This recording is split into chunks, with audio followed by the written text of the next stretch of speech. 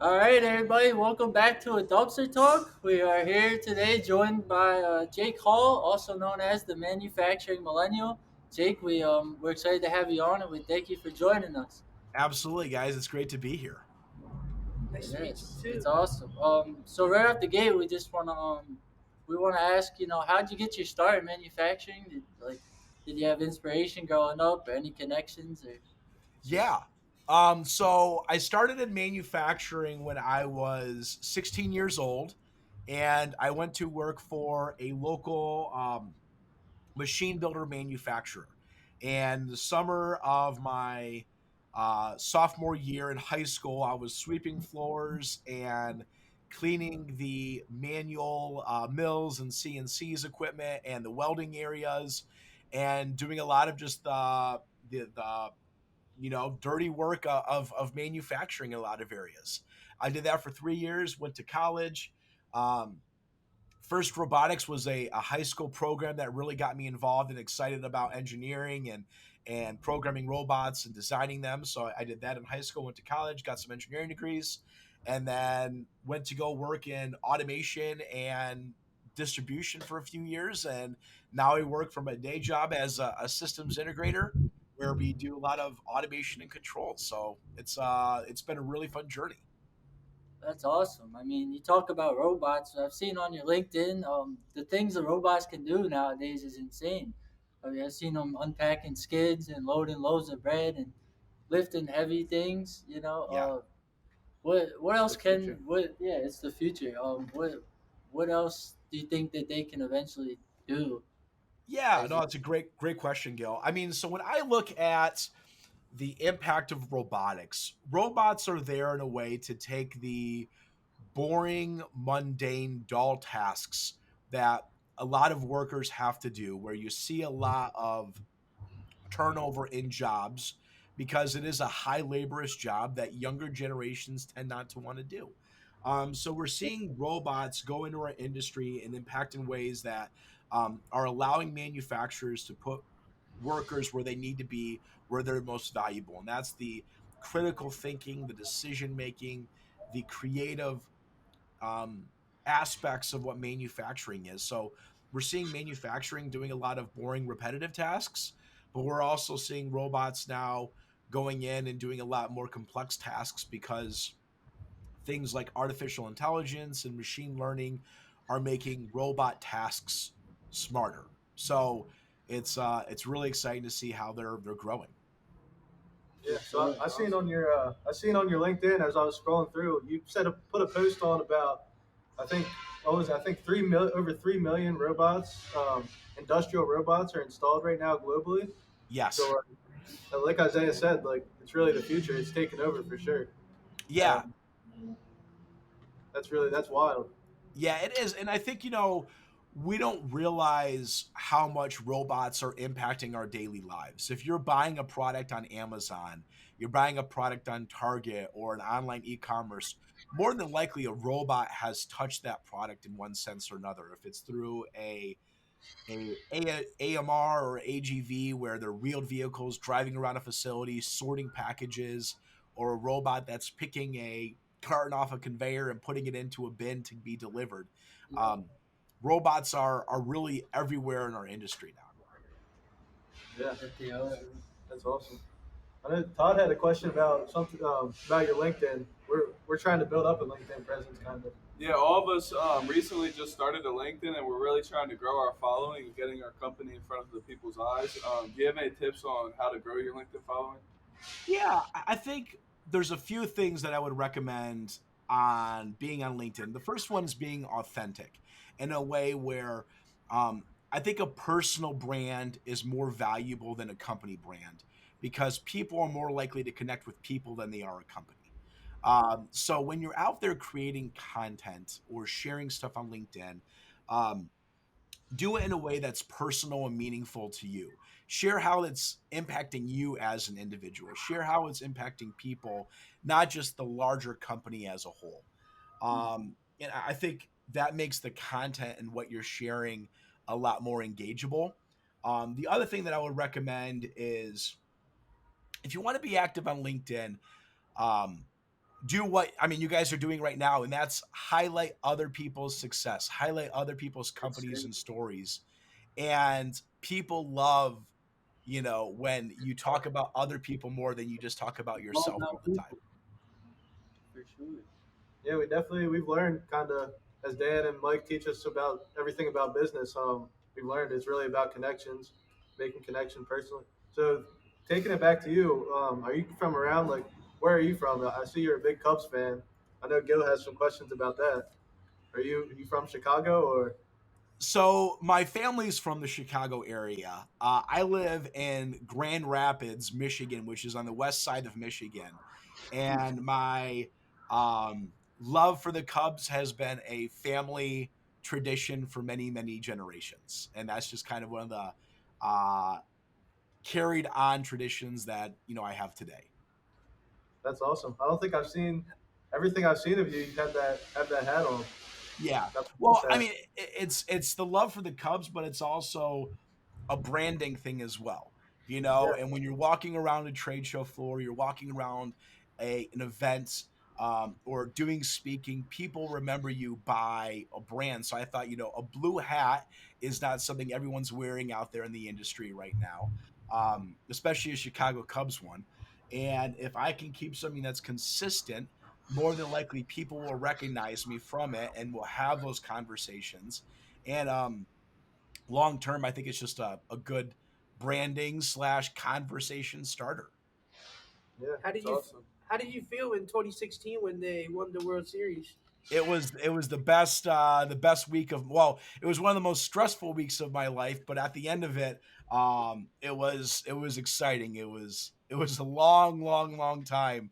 um 108 and years. Yeah, it was well worth it. Now the Cubs right now, we're in a growing stage that will probably last another 100 years, it feels like. But maybe when my grandkids are adults, they'll experience another Cubs Here World we Series. celebrate. Yeah, That's funny. Yeah. To take it back to earlier, like I said, we have a bunch of young guys working here. We're all 20. Isaiah's 19. What advice would you give yourself when you were 20 years old? Oh man. um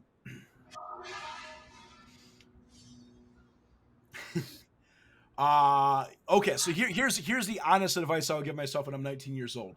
Understand how personal finances work. Like, and I know that's like not necessarily manufacturing related, but understand what an interest rate on a credit card means. Understand what savings means at a young age. Like, that's just me as a 33-year-old speaking to you guys.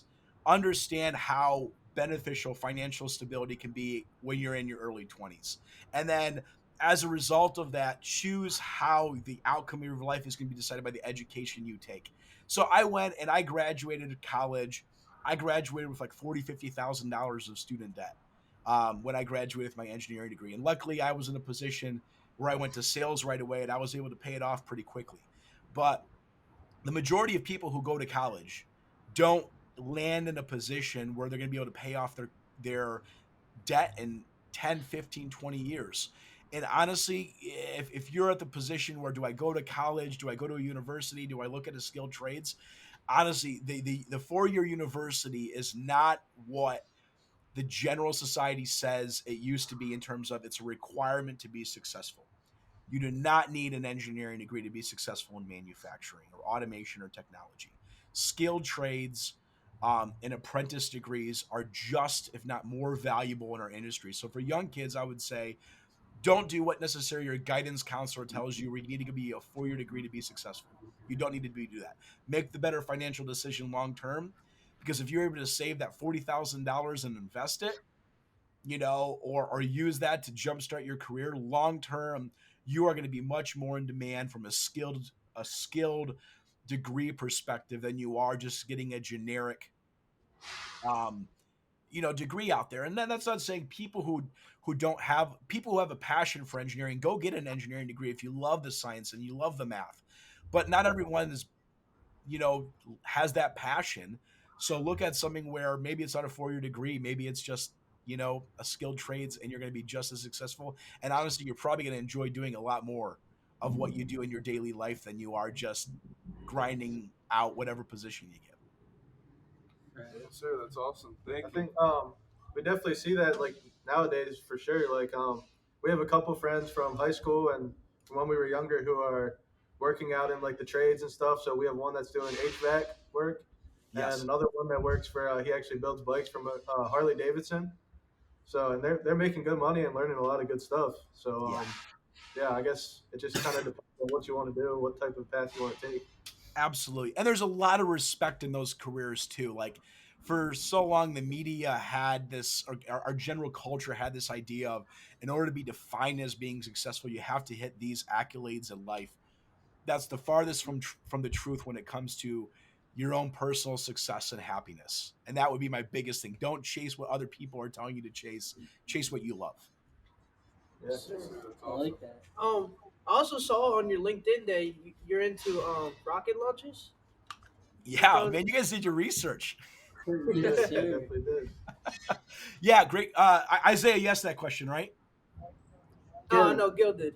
Oh, Gil did. Okay, thanks. Um, Yeah, great question. Yeah, I love checking out rocket launches. I think, I'm a big SpaceX fan. I was able to go to Florida and Cape Canaveral and watch some launches. I went down to the SpaceX Boca Chica facility um, a few weeks ago in Texas. I think the big highlight of why I love that so much is because it celebrates technology and engineering in a way that um, I think it can relate to a lot of people. SpaceX and Tesla, for example, have done a phenomenal job branding where companies want to work for them because people see a purpose and an impact with what that company's doing as a whole. And I think a lot of times we lose sight of the value that we bring in our industry and how it impacts other people. And I think if more companies could understand and share their story of what they do daily and how that impacts our culture, how that impacts our community, I think we could all be more successful and people can have more respect and understanding of what we want to achieve. And that's why I like rocket launches because I think that's just the great premise of, you know, stretching out to what you don't think is possible, making it possible, and really, in a sense of the metaphor, reaching for the sky, and in that sense. That's A hundred awesome. percent. Speaking about rockets, do you think we're all make it to Mars? Oh yeah, yeah, we'll be there. We'll be there in the next 10 years. Yeah. Oh my. I'm guessing like you would think robots can help us with that for Yeah. sure. Well, I mean, when you think about it, statistically, as we know of right now, the Mars is a complete robot um, Right. robot infested planet right now, right? So robots rule Mars at the moment. But yeah, I mean, I think we're going to see that in a lot of ways. Here's a really cool example. So I was at IMTS in Chicago about a month ago, and there's a really cool company called Orbital Composites where they are designing for a robotic assembly to be launched in space, and then they're going to 3D print products in space. So instead of having to launch a bunch of stuff in space all the time, that might not be the most efficient in terms of space constraints and stuff. Right. Imagine going in out there and then using robots to print and manufacture whatever you want in space. And I think that's what we're going to see more long term is those type of solutions. Which started here as a hobby of ours, now being used in ways that are truly impacting long term, global or, galaxy wide conquests of habitizing other planets. It's cool technology. That's Yeah. crazy. To stick with the 3D printing, how do you think 3D printing will affect the metal industry? I'm not too sure. I heard that it either can be made with dust or wire. It depends on what kind of 3D printing you're doing. Yeah, So yeah. what do you think about that? Yeah, so yeah, you're absolutely right. So there are different forms of additive manufacturing when it comes to metal composites and metal materials. So there is the powder, and that powder then comes in a very small grit form, and it's put on a bed, and then a laser will etch that and stack it up and allow you to build really cool products through that powder to laser process. Then there's also, I think it's WAM. They call it wider additive manufacturing. So you're almost like welding, and when you're out there and you're welding something, that robot's putting out that material, and then it's just stacking layers on top of each other. So yeah, there's a lot of cool technology where additive manufacturing is being used in a lot more components. In fact, today there's aerospace components that you're flying on that are added that are used with metal additive manufacturing. It's not just plastics anymore. It's all that cool stuff. So here's a cool example. So I like to fish. That's a hobby of mine. So here is a boat prop. Well, we hit a log and it snapped off the other end of the prop. So we took a 3D scanner and we scanned this, put it in software, and then I printed one Oh, with a 3D printer. So now I have an exact replica of my motor prop that I printed, and like that's how additive manufacturing can do stuff. So like when we look at a manufacturer, and let's say a manufacturer needs a part, instead of having just to go online and order it or wait for something, what if they just went back to their printer and they said, I want this part, hit print, and then they have their own custom part on their floor. Like that would massively save on inventory space and costs and all that stuff. So that's a way that additive manufacturing can impact our industry.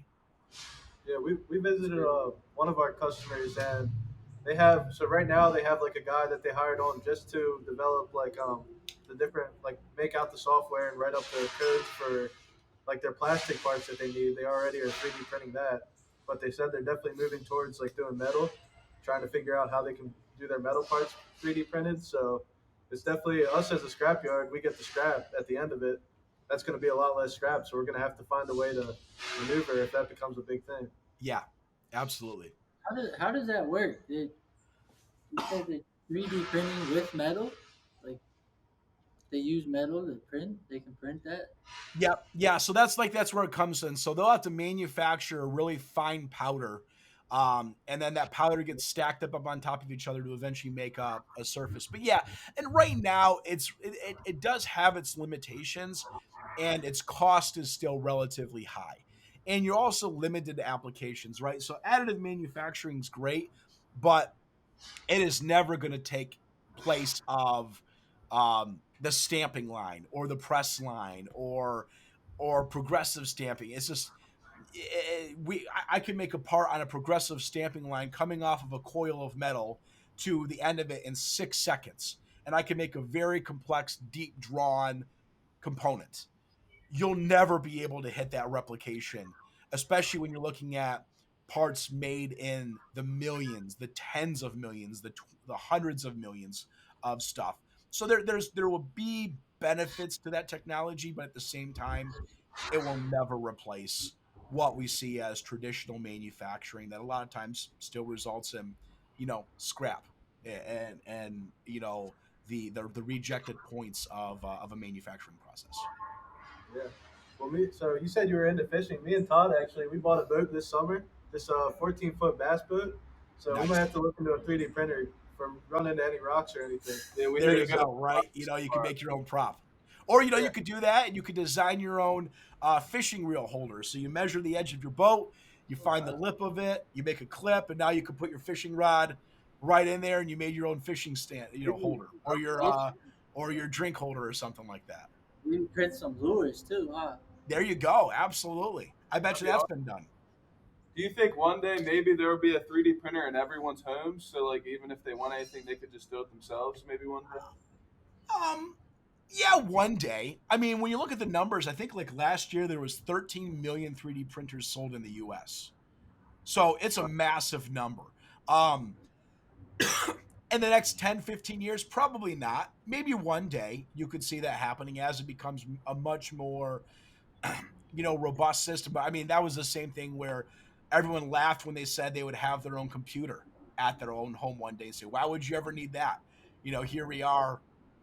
Gosh, I think I have like 13 computers in my household of all my different laptops and stuff over the years, and I only use three of them. So, yeah, I think we'll definitely see it one day. We'll see, more of that technology being moved into the home. Awesome. There was one thing I wanted to get in here. I forgot to ask you earlier. We were on the topic of like what you would give advice to a young person. I think it was like so 26% of manufacturers, people working in manufacturing right now are over the age of 50, and I thought it said like about 20 years ago it was I think 12% less or something. Yeah. What do you think that's like? You think we're going to see that number keep going up, or how do you feel Oh, about that? absolutely. I mean, so when you look at the numbers right now, I think somewhere around the Department of Labor stated there's right around 700 to 800,000 open jobs in manufacturing here in the U.S. right now. I want to say by 2028 to 2030, they're expecting that number to reach somewhere between 2 to 2.5 million. So we'll have three times the open jobs in manufacturing in the next 5 to 10 years, which is just a massive, massive issue. They're expecting close to $1 trillion in lost manufacturing um, productivity in the U.S. because of simply just lack of available jobs in our industry. Yeah, so I guess kind of guys like you really play a big role. Like you want to really push the industry and let people know that it can make you a good living and it's needed. Yeah, absolutely. I mean, the goal of this is how do we drive more awareness to manufacturing and the career opportunities it can create for anyone at any passion that they have with what they're doing. If it's from engineering, if it's to skilled trades, if it's to the recycling industry that you guys are at, it's huge. And I think each place of that has a person where they love to do what they do, and I think manufacturing is a great place that can open up a lot of careers. For sure, That's that makes awesome. makes sense. Um, well, yeah. So I know you're coming to MX 20, I guess 2022 Yes. over at Looking Up over in our neck of the woods. Sure. We're gonna have a table there, so come check us out. What do you? I don't know. We're all excited to see. What are you gonna be talking about in over there? Yeah, so I'll be giving a keynote during lunchtime, and I'm going to be talking about the future of manufacturing and the technology and workforce that's in it. So we're going to be highlighting really kind of what we talked a little bit about today. So um, what's the current state of the manufacturing industry in North America? What are the biggest issues that we're going to be facing in manufacturing? How do we better understand the diverse workforce that we have? And then what technologies do we use that enable us to be more productive and more attractive to um, young people in our industry? Yeah, that's awesome. I think it's gonna be a really good event. We know we've been going to Spooky Nook forever. I know like my seventh and eighth grade during basketball season, all of our practices were there, so we're excited to see something new over there for sure. Yeah, and I heard some like, isn't the person who created that facility, don't they like they own like um Aunt Annie's pretzels or something like that? The person who owns Um, that facility like owns like the big pretzel company. Yeah, I'm pretty sure I've heard some. I know they own some sort of big company. I'm not. It might be Okay. Annie Ann's. I'm not sure. I'll have to look at that. Like I was Googling and I ran across like the person who owns that facility has like a big pretzel chain or something like that. We'll have to figure that out when I get there. It's an awesome place. It's like the biggest sport facility and like on the East Coast. I'm pretty sure. It's nice there. Yeah, they And it's used a to. Have, hotel. yeah, Yeah. yeah. they they have like a dome on the outside, like kind of you walk outside and there's a dome over in this other area, and that's where I think it was the Olympic. USA field hockey team. Field hockey, yeah. They used to practice there and stuff. So It's a cool place. Awesome. We yeah, can Yeah, see it. that'll be exciting. yeah, For he's sure, excited man. for sure. And we got a nice little preview for the show. Yep. There we go. It's preview. We can't wait to see you there. Awesome. Thanks, So, guys. We'll see you soon. you have any things you wanted to ask us, or anything you wanted to add? Yeah, I would love to if I have a chance for a couple questions. What do you think um, people in our industry could do better to make what we're doing more attractive to young professionals like you? I think Good question. well, no, that's a good question. I think kind of what we try to do here is just make it look fun. I think like show that like we still have obviously there's days that aren't the best, and working in the scrapyard, it can be hard work and can be uncomfortable sometimes and all the elements. But the thing for us is like so you see we have us four here, and then our other buddy Kerry, he works with us a lot. I think if you just have a good solid group and have fun with work, I don't know. There's nothing that can stop you. It's just as good a job as anywhere else. And Yeah. you can learn a lot. For Yeah. sure. I also think showing like the option to like the younger kids that they don't like. I always thought personally that I always had to go to college to become successful, and I definitely didn't think I would be working at a junkyard. But I wouldn't be want to be anywhere else honestly, and I love it here. I just think getting it in front of young kids' eyes so they could just see like there's just other options out there. So for whatever they want. Yeah, no, that's awesome. Very cool. Well, thank you guys so much for allowing me to join you guys on it's the playground, right? Yeah, in the dumpster. Yes, sir. Dumpster in our element. Dumpster gang. We appreciate you coming on, man. Awesome. I appreciate it, guys, and we'll see you in a couple weeks. Yep. Yes, sir. Yep. Can't wait. to see We're all excited to see you, man. Thank you very much. Thanks, guys. Thank you. Have a Have a good one, man. man.